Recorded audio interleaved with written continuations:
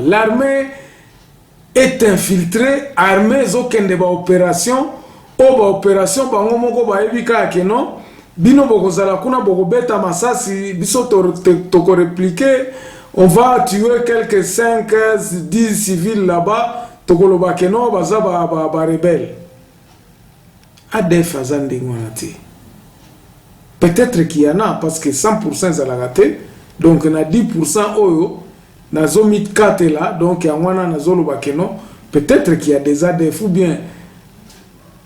Alors, qu'est-ce qui se passe sur le terrain? Armée, ne pouvant pas savoir identifier la population, ils ont commencé à inventer des petites cartes. Oh, tu es protégé bino donc mutuna mutu azala na kaka papier, pas commis papier. On distribue aux villageois. Bon, tant bozo kende bilanga bokozonga bola kisaka moi carton. Vous voyez quel est le besoin de l'identité. Vous voyez quel est le besoin de l'identité.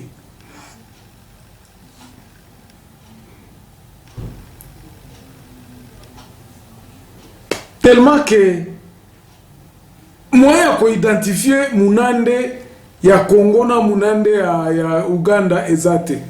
Alors so ba militaire ba moni ba suspecté ale ba kangie ba bia awaza ADF.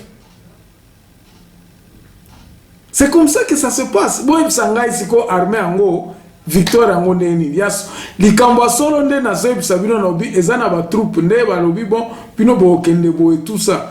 Tant bazo communiquer bo beta tomoni kuna bo beta ni pupu bo ebika ke faire de sene mutaza côté kuna. C'est comme ça que ça se passe na terrain. Bokolo oh Germain oh zolo c'est ça la réalité. ADF mais si ko so ki bozala ki na pourquoi les morts jusqu'aujourd'hui on est encore en train de compter des morts.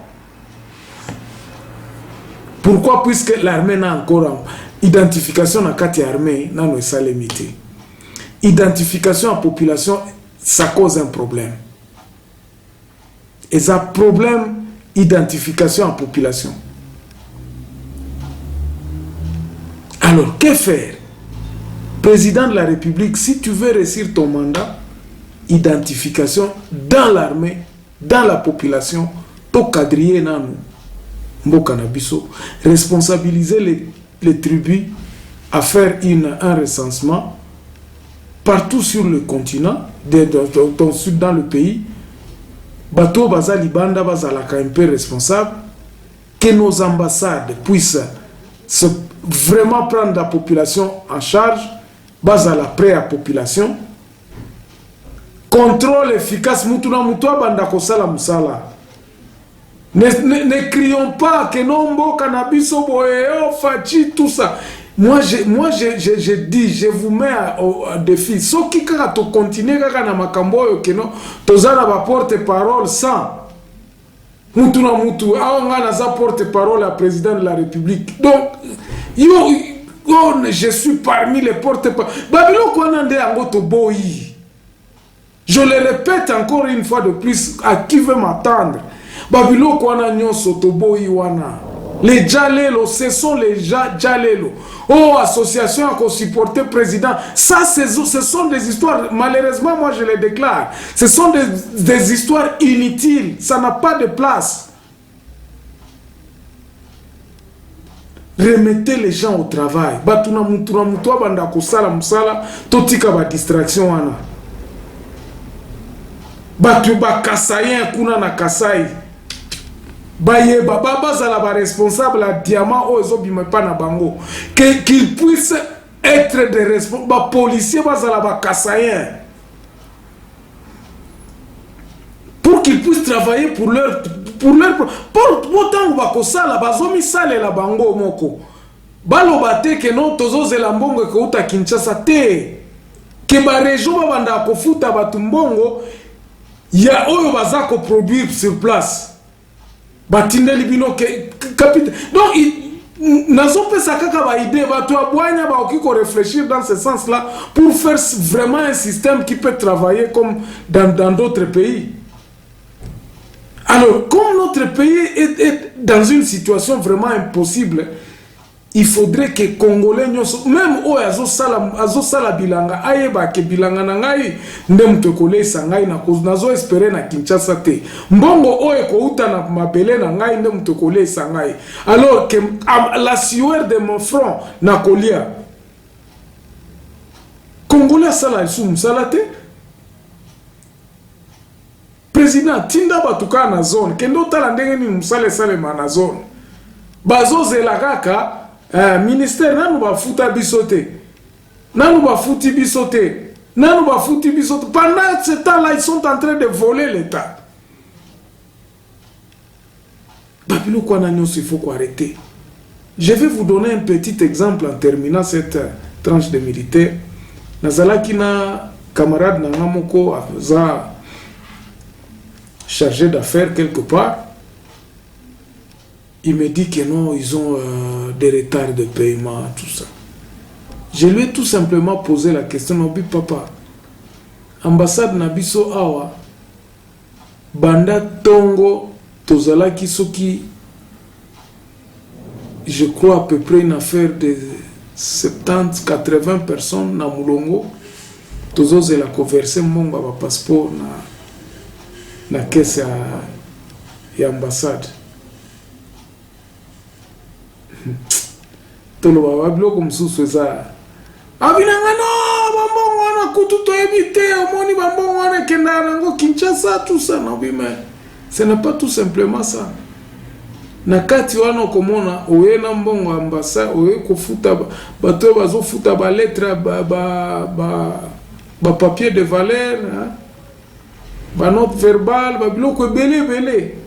Je lui ai posé la question, non, oh non, bon, voilà, tout ça. Donc l'histoire n'a pas été correcte. Au moins, que Congolais, oyo, et mbongo kaka.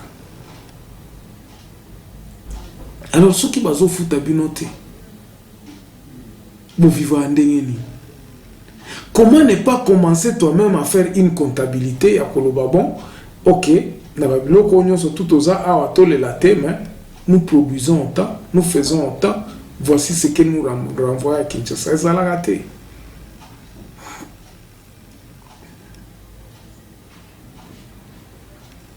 L'ambassadeur, la plupart du temps, Master Nanga Zalana aux États-Unis. Azar Afrique du Sud, ce n'est pas celui de l'Afrique du Sud. Que les gens ne puissent pas me prêter des intentions. Non. Sa femme est aux États-Unis. Il se reconnaîtra si aye binga indenge nazolo amena koptanga kombo na été. Babilo kwa na nyonso tu te dis mais asala kasa azo sala na États-Unis disons asala ka na place azali mais sur 12 mois je crois à peu près 4 mois passaka aux États-Unis. Et mbongo basalaka awa eskendaka wapi personne ne sait.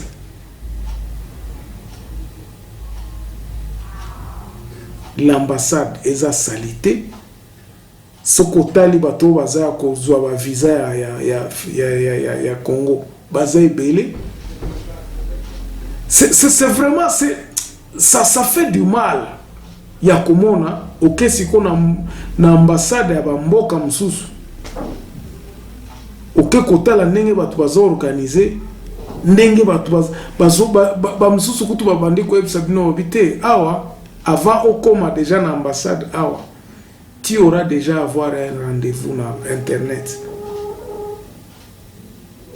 mulongo donc ce qui mutoza wana azo trouver solution balamoko. À quand qu'on réorganiser l'ambassade na biso?